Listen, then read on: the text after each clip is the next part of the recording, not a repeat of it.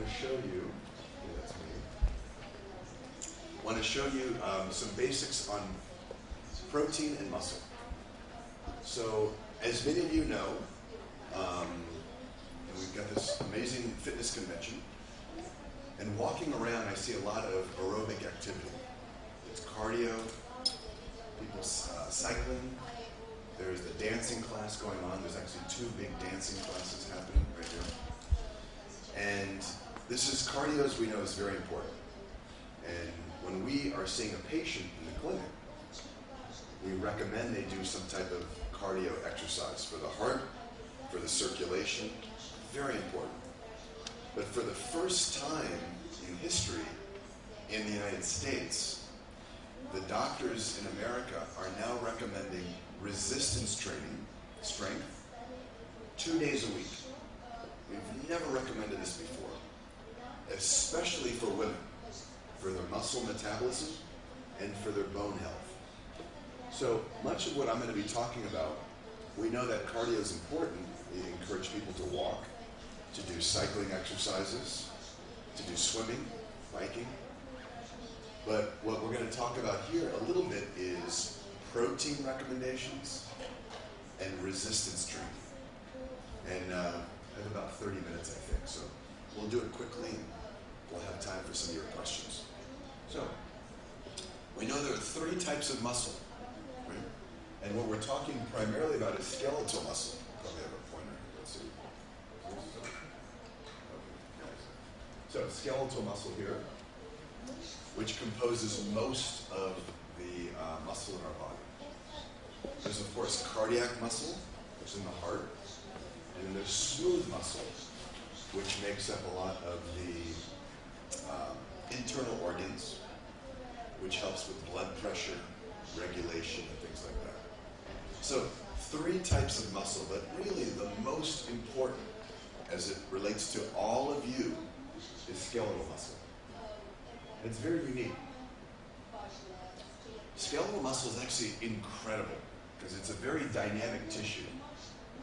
And when we look at skeletal muscle, what we're really talking about is the individual cell. So let's say I take a muscle out of my arm and I can thread the muscle off the bone. And when you start to separate the muscle out, it goes to the individual muscle fiber, all the way down to the individual myofibril, which is a cell. It's an individual cell. So that is one unique cell which does a lot of incredible things. Now, the problem with most of, how would I say this? As all of us get older, we live longer. We know that maybe 60 years ago, we had problems with pneumonia, viruses, and bacteria. Now that we have medicine that helps us to live longer, many of us in the room, many of you are going to live to be 80, 90 years of age. So the question is, what kind of life will you have at 90 years of age? One thing's for sure, you will have a lot less muscle if you don't exercise. So muscle tissue is important because as we get older, it's an important part of our functional capability. Muscle is very unique relative to fat. So when we cut into the body, we're doing surgery or we're looking at different tissues, this is what you have just under your skin. This is the uppermost layer of fat that keeps us warm. It's for insulation and energy storage. And I don't care how skinny you are, you have hundreds of thousands of fat cells in your body. You can never get rid of them because they are for our survival. When the winters were really long and there was very little food, we relied on fat. So fat is a very important storage. Muscle is very different. Muscle is more of a living, breathing tissue. And it actually burns a lot of calories. So one thing that we are concerned with is we know at rest, as you sit here in this room, every pound of muscle, or I should say half kilo, every half kilo, burns around 14 calories every single day. That means if you sit here for 24 hours, your muscle is burning 14 calories every half kilo. As people lose muscle, it's a bad thing because you're burning less calories. It's like your engine in the car is big and it goes to a smaller engine. And if it's a smaller engine, it's not burning as much fuel. And that means your metabolism is lower. So muscle is very important because it establishes the metabolism of the body. That's why we are so interested in maintaining muscle tissue. Now, for many years, we use a measure called the body mass index. So let's say you come into the gym or a clinic. We take your height, and then we measure your weight. We do a ratio, and we get the body mass index. So here are two brothers, and they have a very similar body mass index. Actually, it's the same, because they're twins. I think they're twins, yeah. But this study was done in England, so I'm not sure. It's a pretty famous study. But when they actually scan the two twins and they look at the fat, it's interesting. They both look skinny. One brother, 9% body fat. The other one, 21% body fat. And we find that the fat is mostly stored in the midsection. And often, the muscle is less. So this is important. If I'm talking to him as, let's say I'm a doctor, and working with him as a patient, and he says, "Doctor, I have no problems with my metabolism. I look skinny." We measure him, and I say, you're over 20% body fat. You can change that by building more muscle and burning that fat in the midsection. So, we still measure you height and weight, but it's much more accurate to scan people on a machine called a DEXA scanner. It's an X-ray, and that's what you see here. This particular study that was done in England became known as the, I don't know how to say it, we call it skinny fat. The skinny fat. Because we found that most people walking around, because of the new diet, the Western diet, right? Hamburgers and Coca-Cola, lots of potatoes, fried. That type of diet promotes fat storage. So even people that we believe are skinny are most likely having a lot of fat storage in the abdominal area. There was a television program in America last week about a doctor who's doing surgery on young men in the war. And he's noticing, he's an American doctor, and in America, when they cut open the abdominal cavity, there's a lot of fat that you have to get through to do surgery. In the Middle East, this doctor was saying, when he cuts open the abdomen, there's no fat because they don't have McDonald's, right? They don't have Coca-Cola.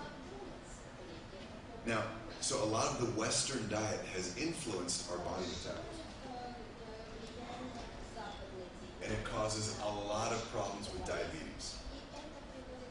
So what we want to do is promote muscle, build up the metabolism, and cut down on that visceral fat.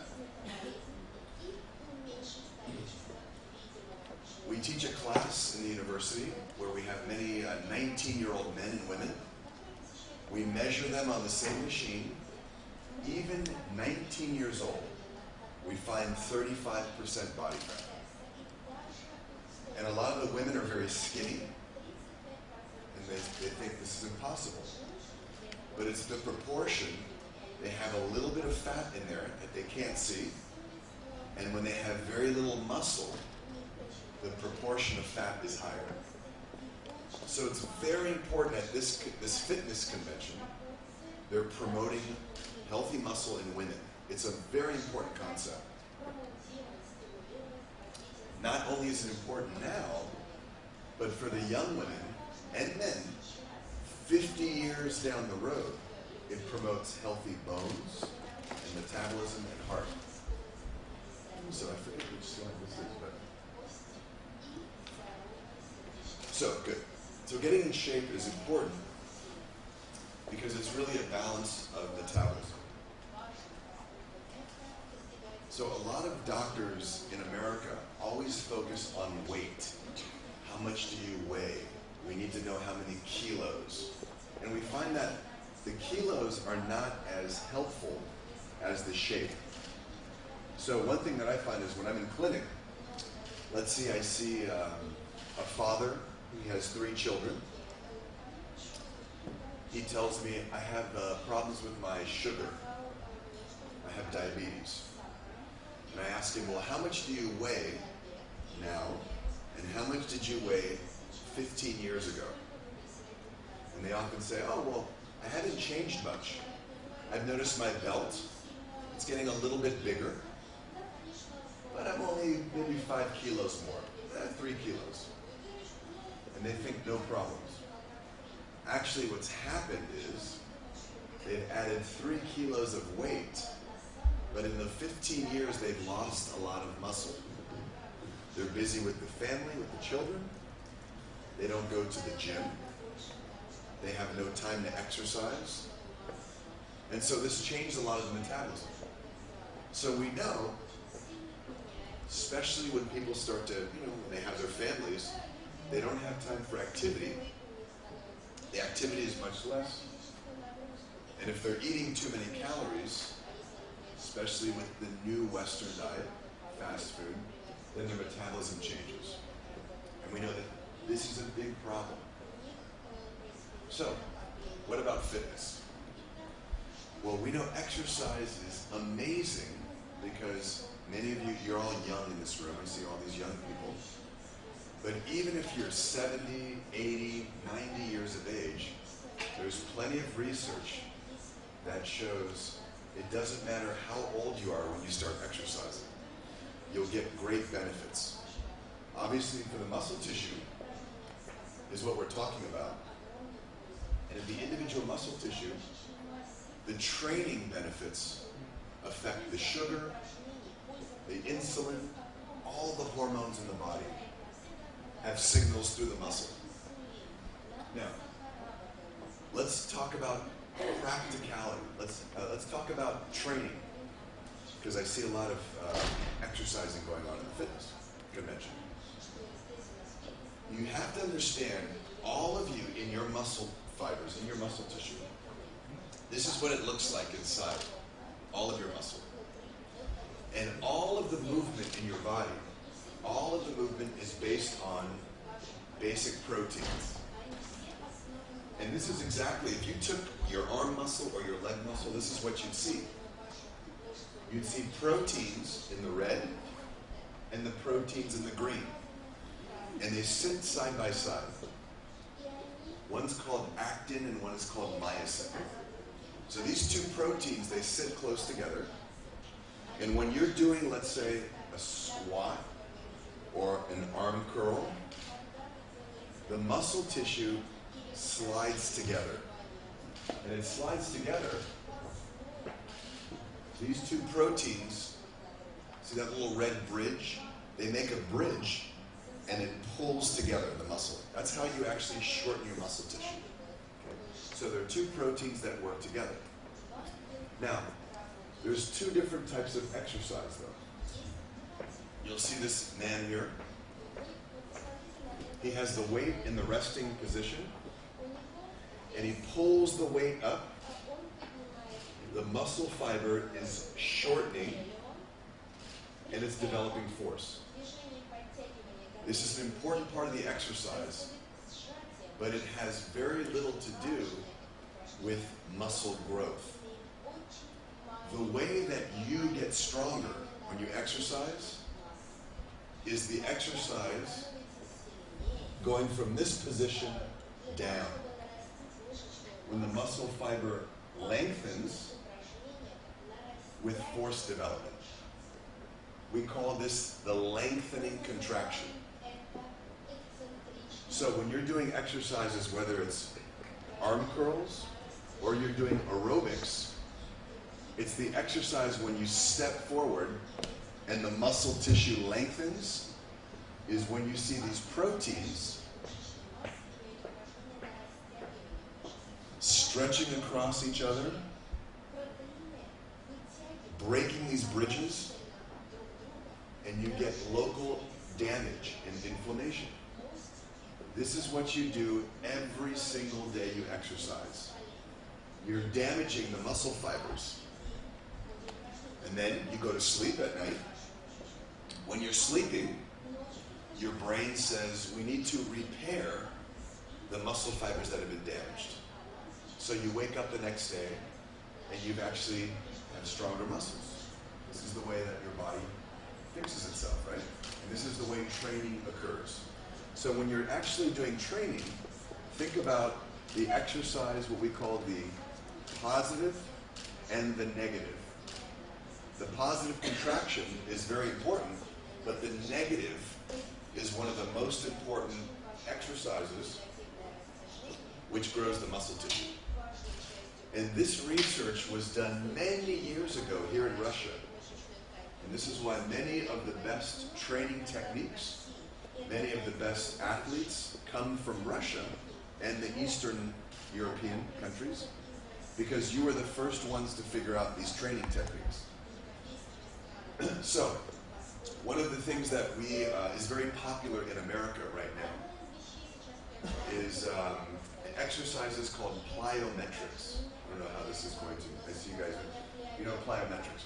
Plyometrics are very simply when people stand up on something and then they jump down, right?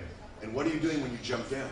You're stretching the muscle fibers, causing those fibers to damage and break, and you can actually create incredible power in the muscle tissue, causing repair, and you get stronger much faster. So these are very popular. Russians were doing plyometrics many years ago, and it's becoming popular for us right now. Now, you see here, we talked about the negative contraction. What happens in your muscle tissue when you're doing that? The muscle fiber, after it's damaged, when you're sleeping, you have cells called satellite cells. And they individually go to these, remember the muscle fibers is one cell. And these satellite cells come to repair it. And what they do is, because there's a local inflammation, it's hot, it's damaged, the satellite cells come to repair.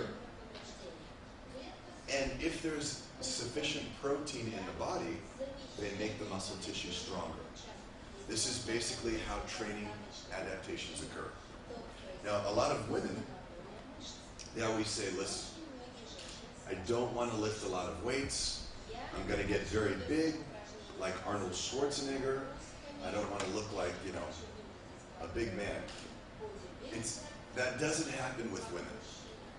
Because women have a specific hormonal makeup, you have more estrogen, you'll never look like a man. If anything, you'll have nice muscle definition, but the hormonal changes will not be like a man's changes.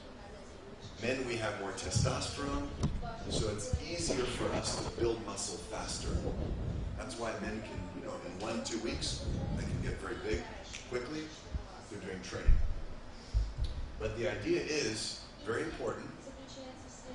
The lengthening contraction here in the muscle tissue, that negative, and having sufficient protein. So, the diet is so important. You can do all the training you want for 2 or 3, 4 hours, but if you do not have a proper diet, it will not help the muscle repair. So, obviously protein, very important. When we're working with people, we promote lots of protein. We think the recommendations, the international recommendations, are based on starvation. So, in every country, the government recommends the minimum amount of protein so we don't starve. That's not good for a sportswoman or a sportsman. You need to have more protein if you want to build and strengthen. So, protein's important. Fiber, very important. For thousands of years, our bodies are adapted to having a diet high in fiber. Lots of fruits and vegetables, because that helps with healthy elimination. But we know that most people in the United States, in Russia, they should get 25 grams. They're probably getting 12 or 14 grams. So we're getting maybe half of the recommendations for fiber. So very important, you've got to make sure that you're getting everything from carbohydrates to protein. Fiber is important. One of the things we recommend is if you're eating a lot of protein, get half of your protein from plants, rice, beans. If you like complex carbohydrates like pasta, we recommend a lot of soybean because we use that in some of our meal replacement shakes. It's a very complete protein. Peas, small peas have good amino acids in them. So having a balance, I tell the athletes I work with, they say, well, I like to eat red meat and eggs. But I tell them you can't eat eggs all day. You have to have some vegetables, some grains. So, very important to balance the fiber. And what people need to understand is if they're not eating sufficient protein, the body will take protein from other parts of tissues. So everyone in here is very conscious about fitness, but when we work in the hospital, we deal with a lot of women with anorexia. And the reason why we have to put them in the hospital, anorexia is a big problem in America because of all the television images of the perfect body, and people have a lot of problems with this. So when we put someone in the hospital with anorexia, the reason we get scared is because they're not eating dietary protein. When they're not eating sufficient protein, the muscle tissue starts to go away. The brain needs sugar, it needs amino acids. So what does the body do? It starts to take protein from the heart. So we can have a very young woman who's 19, 22 years old, and if she has protein being taken from the heart muscle, she can have a heart attack and die. This is why protein is so important. And when we're seeing somebody who has anorexia, we immediately hospitalize them, and we have to feed them amino acids into the body directly. So protein is the most important thing. It's not the fat, it's not the carbohydrates. So that's an extreme example, but the reason I give you that example is if your body does not have sufficient protein, it will take protein from the muscle, from the heart, and it's very dangerous. It's basically what starvation is. So, what are the recommendations? recommendations are very important in terms of how much protein should we have. Well, we know that there are essential amino acids that you have to eat. But what most of the research shows, and this is again, many of the Russian scientists have been practicing this for years, so this is nothing new for the metabolic specialists here. Having 1.2 to 1.6 grams of protein per kilo every day. This is what most of the research shows is healthy for people doing sports. Even if you're not exercising every single day, if you have an active lifestyle, if you have a family with children and you exercise a little bit, very important to have enough protein. The World Health Organization recommends about half of this. They recommend 0.8. That's the minimum amount of protein so that we don't starve, but that's not sufficient. So, what we find is when we get a young woman or a young man, they have problems in the clinic with their metabolism, we increase their amount of protein in the diet, they immediately feel more energy, their metabolism improves. A lot of the times they're doing the proper exercises, but they weren't having sufficient protein in the diet. So, I'm about 95 kilos in weight, 95 kilograms. So I need somewhere between, I usually have about 1.6 grams every day per kilo. So every day I drink a lot of shakes, because the company we work with, we produce millions of shakes. So I'm using my shakes all the time. We were in Spain, I'm traveling with the team. We were meeting with a football club in Spain 2 days ago. In the airport, I'm drinking my shakes. In 2 days, we go to Italy. We're meeting with some swimmers. I'm drinking shakes in the airport. So I need to keep the protein up because even though I'm not exercising, this is very stressful traveling. So even if you're not doing exercise every day, if you live in the city, if you're in Moscow and you're busy and you're stressed with the family, your body's breaking down protein, and you need to have a little bit more than the national recommendation. So 1.2 to 1.6 is safe, it's effective, there's no problems for the liver, the kidney, any of the organs. So, and again, you guys knew this in Russia many years ago. We just figured it out in America recently, and now we're promoting more protein. So, we know that, again, we want to recommend lots of fiber in the foods. This is very important. We noticed that when we work in different countries, many of the governments in other countries, they don't like meal replacement shakes because they feel, well, there's not a lot of fiber in there. You need to put more fiber. And oftentimes when I'm meeting with, let's say, a government official or a doctor, I tell them, you know, the shakes that we're using, if you're using a meal replacement, do any of you guys use shakes? Do you use a protein shake? Do you drink protein shakes? You guys use protein? Okay. Those of you who supplement with protein shakes, okay. You can add fruit, you can add fiber, you can add vegetables, whatever you like. But making sure that you get your 25 grams, which are mostly, you know, fiber, it's carbohydrate, you have to mix that together with your protein. That gives you a good balance. So you can't just have protein, you need to have healthy fiber as well.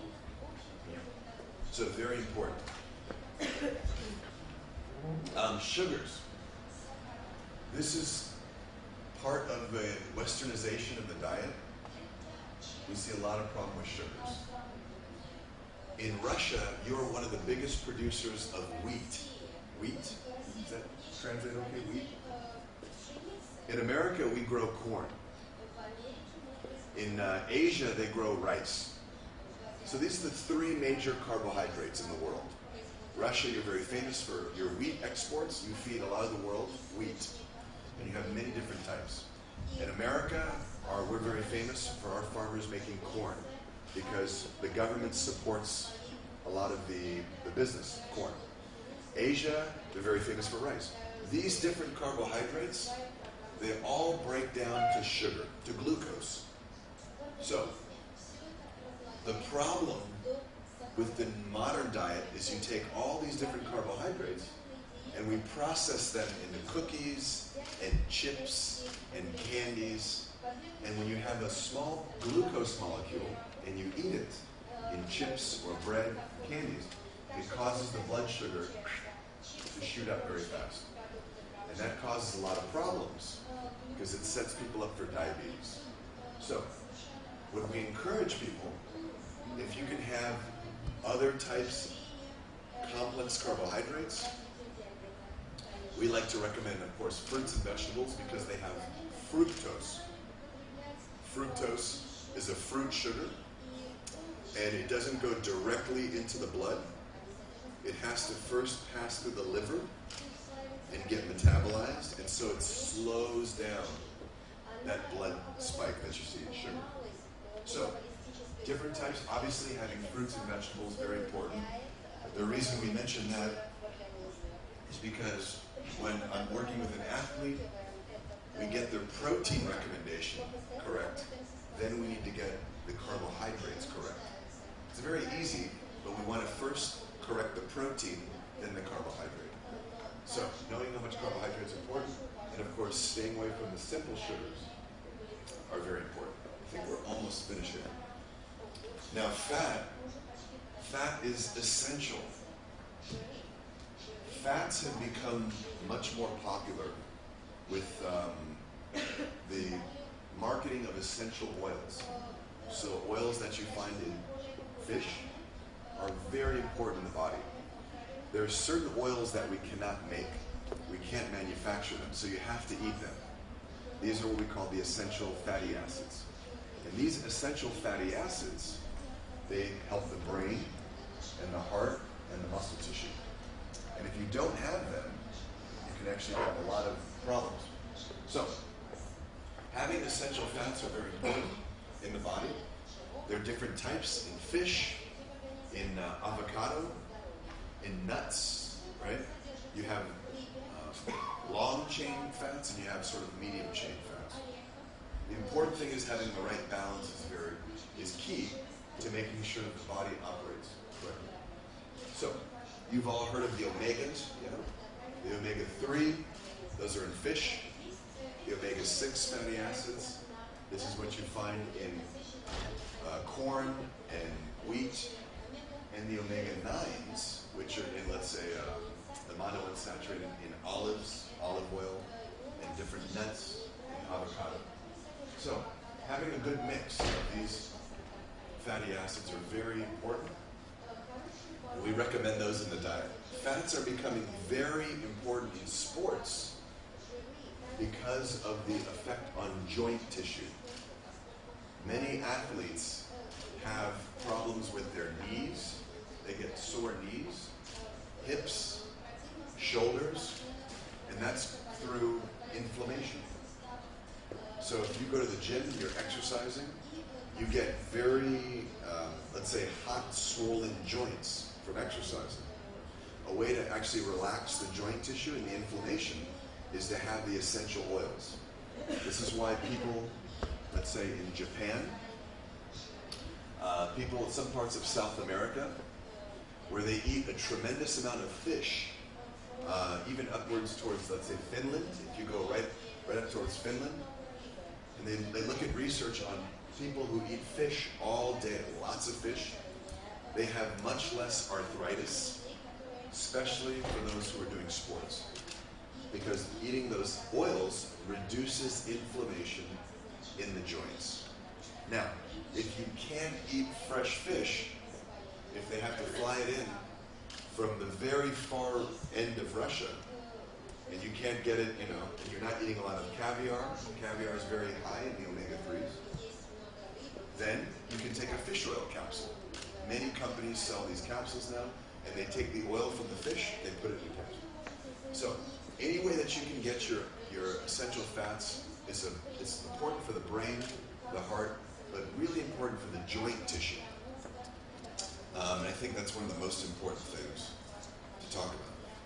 So, looking at the diet, I'm going to finish up here in a minute. We want to take someone who's in this range and move them to this area.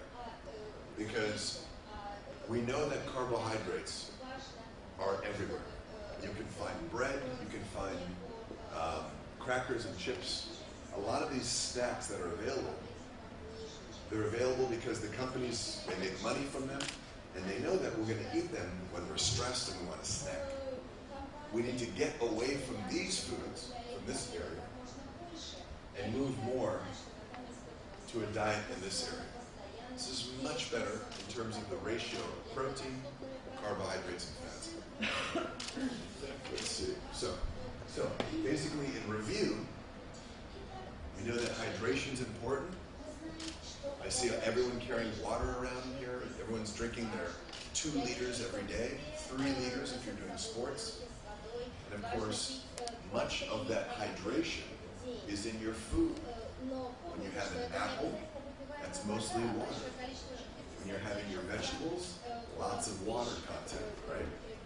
So, remember, hydration is important.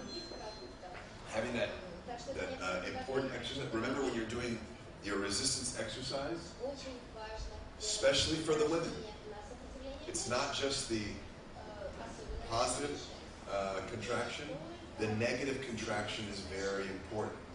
So what does this mean when you go to the gym? Well, simply, you can count up 1, and then you slowly count down 3. 1, 2, 3, right?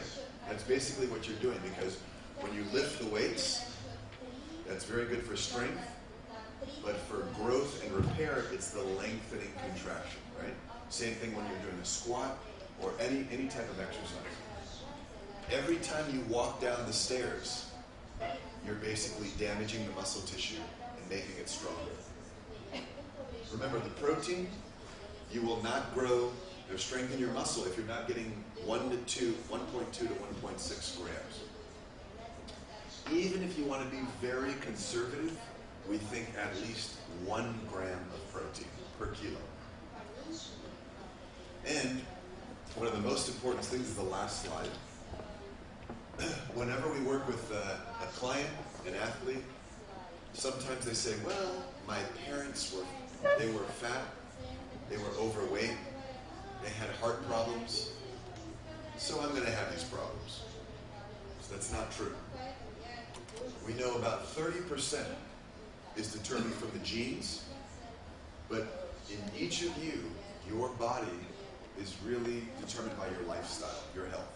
So 70% of your health is really determined by what you eat and the physical activity that you do. A great question. Trans fats are chemically modified fats. And years ago, has anyone ever taken a piece of chicken or potatoes? You fry it on in the pan, you put oil in. The oil turns very dark. It gets oxidized. You take the food out after you've cooked the food. You take the oil and you put it in a can because it's dark. The oil is now black. You can't use it. That's natural oxidation of fat, right? Through heating. If you go to McDonald's, I'm saying bad things about McDonald's, okay? McDonald's is a great company. We have no problems with McDonald's. Everything is great, okay? However, if you go to McDonald's and you watch them cook the fries, they can't change the oil every minute. It's impossible. If you look at the oil where they're making the fries, and all the fast food restaurants, the oil is always yellow, clear. It looks like it's natural oil, but it's a chemically modified oil, trans fat. So the food industry created these fats so that they can cook many potatoes and many hamburgers, and you can use the same oil all day. And the way that they actually make this oil, they take peanut oil or oil from any vegetable, and they take a metal, like a nickel, no, like a coin, and they use that metal, they heat the oil up very high, and they add metal to change the structure of the oil. And that's why it's called trans, because the chemical structure changes, so it's very stable at high temperatures. That's the definition. Now, why does the food industry use trans fats? Because you can make a creamy salad dressing, which should be naturally like milk cream. It should go bad in one or 2 days. You can put it on the shelf for 1 year. It doesn't go bad. You can get a piece of chocolate and it tastes very creamy for 3 years. Natural cream goes very bad quickly. So it makes the oil stable, but it's a chemical change. Now, we've been using them for years in the food supply. Recently, we've been finding out when you eat trans fats, they get absorbed into the heart muscle. And once they're absorbed in the heart muscle, they're very difficult to change. And they cause big problems with the membrane of the tissue. So for example, all of you are healthy. You're probably never going to suffer from any heart problems. When someone has a heart attack, they have what's called an arrhythmia. The rhythm of the heart is usually normal. Trans fats, when we eat them, they get into the heart muscle and they cause an arrhythmia. And this causes a heart attack. So in New York, they're illegal now to cook with trans fats. Yeah, so now in America we're starting to take them out of the food supply, but they're so cheap. Many companies, they don't obey the law and they still put them in the food. So the best way to get rid of the trans fats, use fish oil, use obviously your peanuts, any kind of natural nuts that you want to use, avocado. All these oils are very healthy.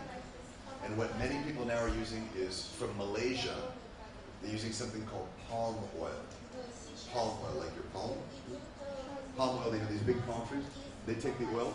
It's a natural oil. And you're going to see that in the food supply now. So when you're going shopping, if you see anything that says hydrogenated oil, that means it's a trans fat. Do not buy that product. Look for palm oil. Palm oil is much more natural in terms of the fat. The metabolism of this fat is very different than this fat. This fat's very dangerous in the abdominal area. And remember, if you go right beneath the skin, there's a layer of fat. And you get to the muscle. You open up the muscle, there's a second layer of fat in Americans and Russians. Okay? If you go to people who are really starving, they don't have the deep fat. The deep fat is very dangerous because it's more metabolically active. The fat cells have a higher turnover.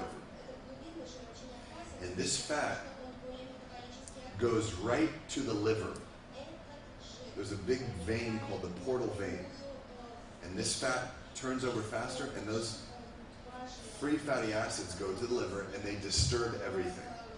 So the liver gets very confused, and most people, and this is what's happening now in Russia, when the doctor checks the blood, they take a look at the cholesterol, it's high, all these, the measures in the blood are they're crazy and they're often wacky.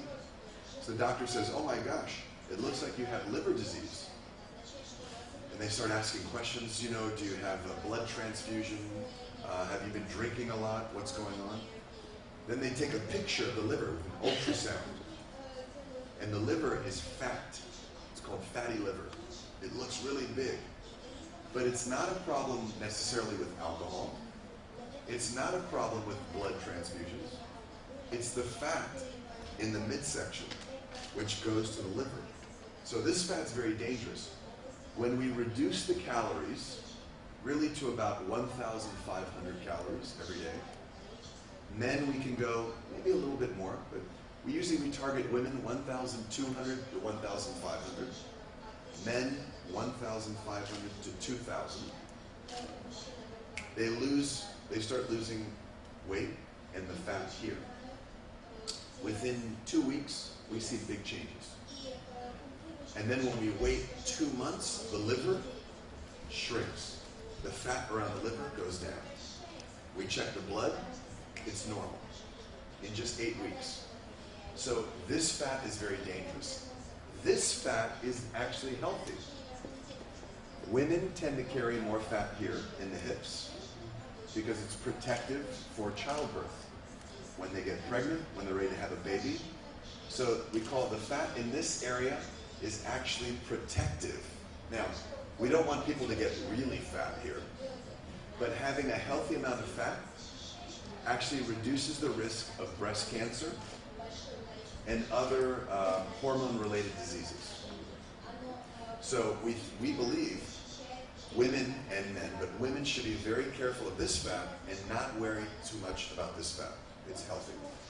It's protective. So, cutting the calories by 500 calories every day. The most important thing. That's the change in the different types of fat. And then you asked about salts. Salt, if you don't have high blood pressure, salt is not a problem. The only issue with salt is that if someone is sensitive, salt retains fluid in the body, which is why we put people on a low sodium diet, which is 2 grams. 2 grams of salt every day. If we go, and that's very hard to get. Most of the foods that we eat, they're heavily salted for preservatives.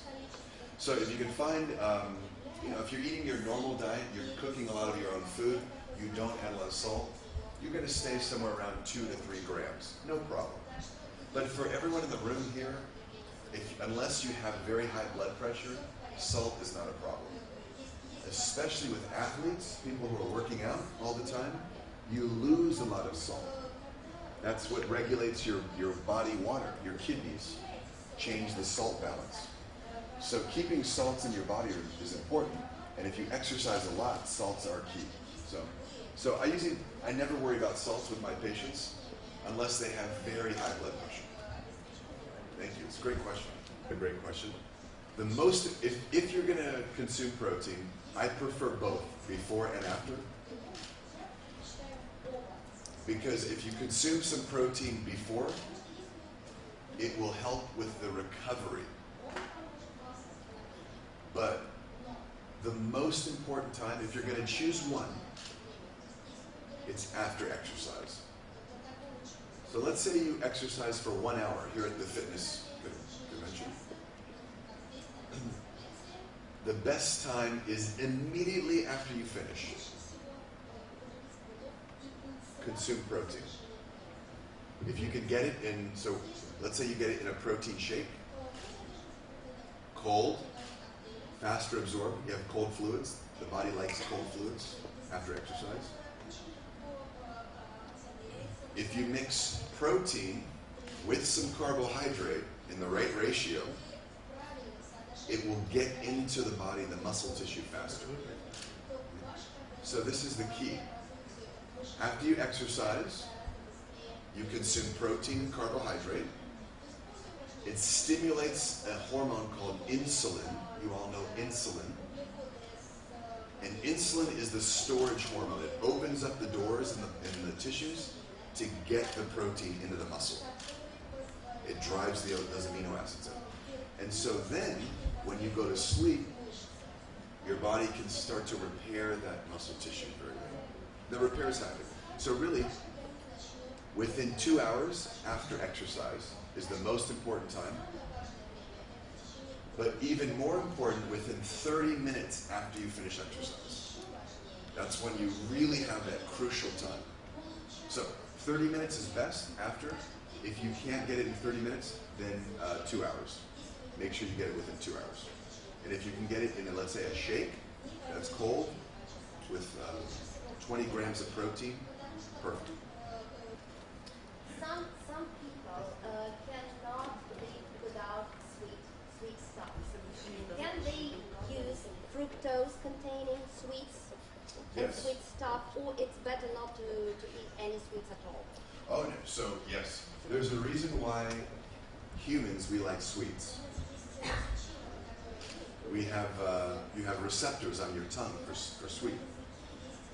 So thousands of years ago, you didn't have a lot of sweets available.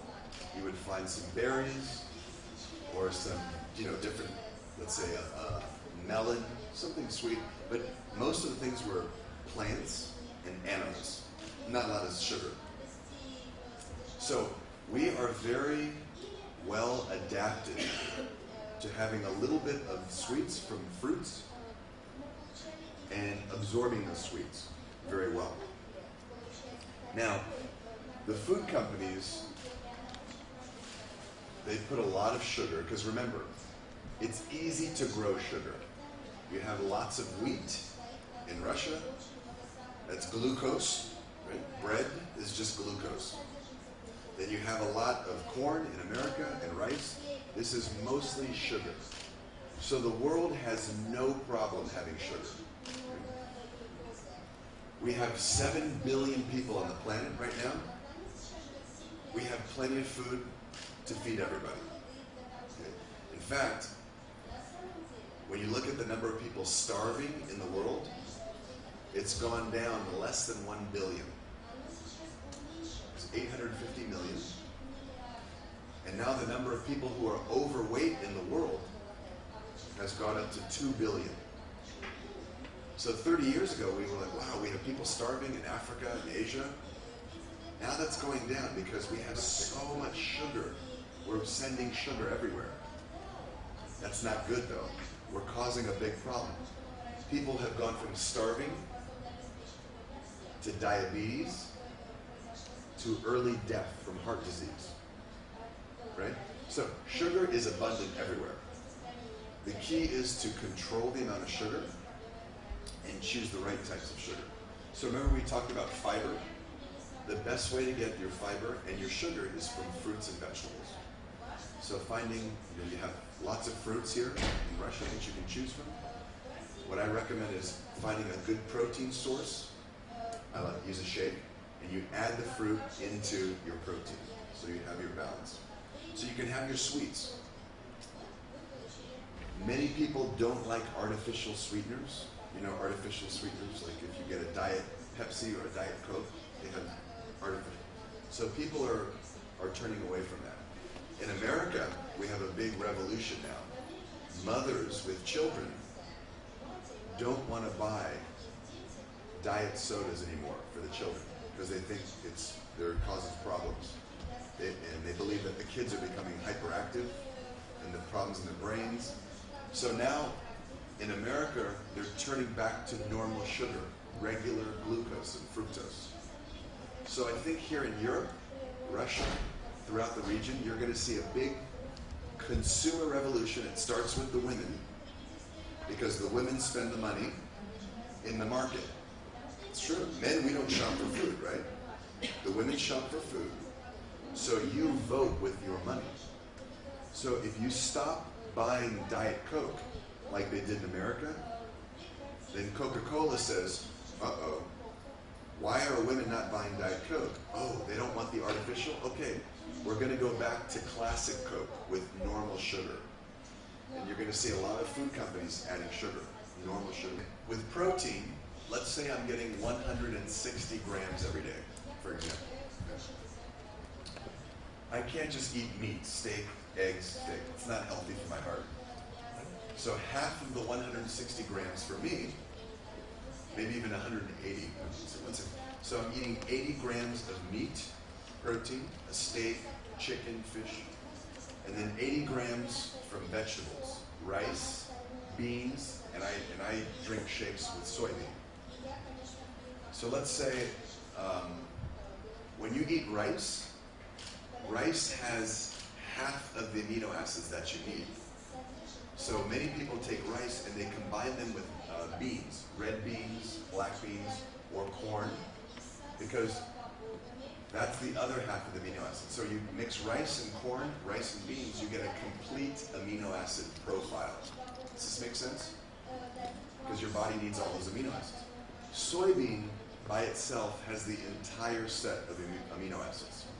So it's the full complement, and we call it a complete protein. There are other complete proteins in plants, but usually you have to combine two of them. Rice or pasta and all these different things. So you're going to see a lot of sports shakes. They have them out here in the fitness area that use different, either milk protein. Milk is complete, but some of the plant proteins have to mix the two. So you're going to see different mixing blends. Soy has everything together. That's the reason. Do you recommend different diets when you're doing cardio exercise? Yes. Very different. Cardio and strength exercises. Diets. So, very important. So first of all, cardio, when you think cardio exercise, running, and let's say a marathon runner, pure cardio, a swimmer, a cyclist. If we follow that athlete from the age of 20 to the age of 60, you guys tell me when I need to stop. Or even tell me when I need to stop here. We're okay. So we follow that athlete from the age of 20 to 60. We notice that the muscle fibers shrink more and more and more and more.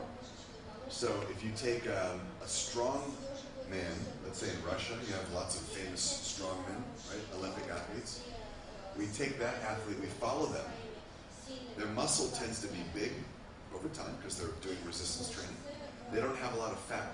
This is why you see them, they're so lean, no fat anywhere. Because the type of exercise that they're doing, the resistance training, doesn't shrink the muscle fiber. Cardio actually shrinks the muscle fiber over time. That's why we think if you're doing cardio, you must also incorporate resistance training. So all of the Olympic athletes now, if they're running the marathon, everything they do, you're going to see them lifting weights, because it's going to improve their performance. So first of all the endurance runners are now lifting weights. Swimmers, the swimmer who just won the 8 gold medals. What's his name? Am I thinking? I was going to say Gross. Phelps. I was going to say Gross, but Phelps. I was thinking the German swimmer. So Phelps, you look at his training regimen. He's a big guy, huge. He does a lot of training with weights.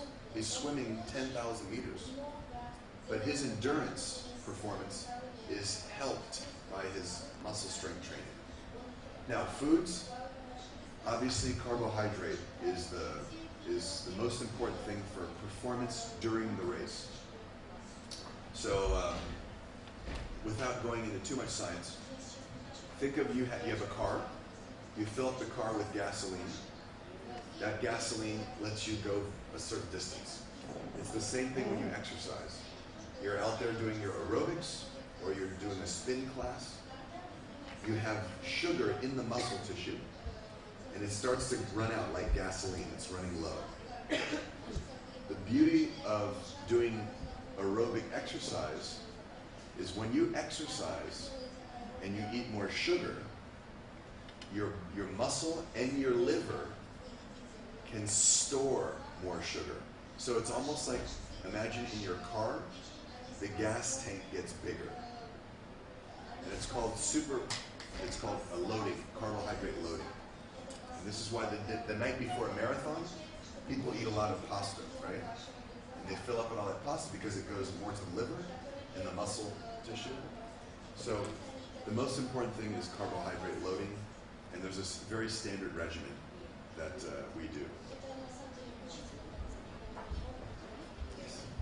Спасибо, очень понравилось ваше выступление. Остался такой вопрос. Это последний вопрос, спасибо большое. Не только моих клиентов это беспокоит. Например, произошла погрешность в диете. То есть вечером, предположим, вечером, съели достаточно большое количество высококалорийную пищу. Let's see. Okay. All right. you're very fit and you're a well-trained athlete, like many of you here are very fit. I see everyone looks great. That one bad night of eating is not going to hurt you. And this happens all the time.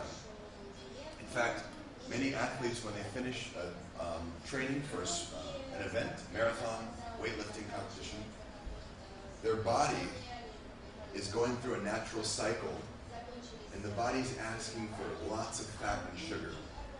And so they go home from the competition, and they get a big thing of ice cream.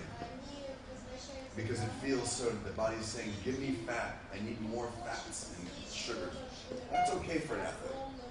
Because what's happening is, they have to cycle through a detraining period, where they go from very high fitness, maybe down to a low fitness, and then back into a training period. So cycling is very normal for an athlete. So if they eat, sometimes something bad, it's okay. Now, for the average person, it's a problem. This is when I talk to my patients in clinic, and we check their, we're checking their charts, and I say, oh, in 1 month, you gained 3 kilos. And, in America, we have a lot of excuses. Say, oh, I had some pizza, I went to the wedding, I had to go to the party for my children, I had this. So, there's a lot of foods that are available. That's very dangerous, because they're not exercising every day. And the 3 kilos doesn't go away. The athlete, you burn 3 kilos, if you go up in 3 kilos, you go down 3 kilos, no problem, because you're going through a cycle. So, the most important thing the next day is getting into a regimen. That's what I always say. I tell them to start walking 30 minutes. And then try and get them into a program so that long term, over, let's say, 3 months, they're going to get some changes. But, so it's 2 different things. The athlete, no problem. For the normal person, it's a problem. And we need to actually change their diet quickly and get some exercise going for 3 months.